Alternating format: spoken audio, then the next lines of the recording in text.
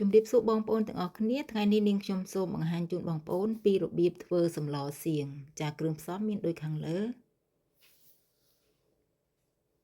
ជាដំបូងគឺយើងយកល្ពៅរបស់យើងមកចាត់វាជាចំណិតតូចៗចាគឺចាត់វាបែបហ្នឹងមកចា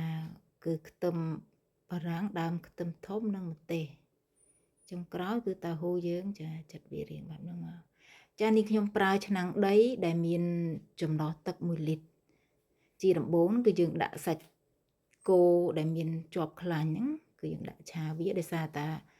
វាធំពេកនាងខ្ញុំប្រើកន្ត្រៃចាកាត់វាឲ្យល្អិតចាបន្ទាប់មកនេះខ្ញុំដាក់បន្លែចូលយើងដាក់ចូលឆាវាជាមួយនឹងសាច់យើងហ្នឹង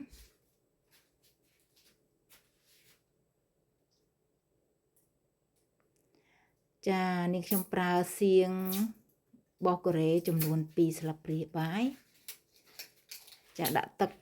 ចូលទៅដោយសារតែវាគោកពេកចាខ្ទឹមចិញ្ច្រាំចំនួន1ស្លាបព្រាបាយ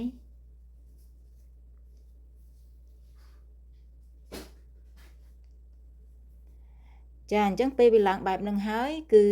នាងខ្ញុំដាក់ម្ទេសម៉ដ្ឋ1ស្លាបព្រាបាយចូលចាម្សៅស៊ុបបន្តិចដើម្បីបន្ថែមរសជាតិឲ្យវាមានរសជាតិកាន់តែឆ្ងាញ់ហើយនឹងចុងក្រោយហ្នឹងគឺនាងខ្ញុំដាក់តៅហ៊ូចូល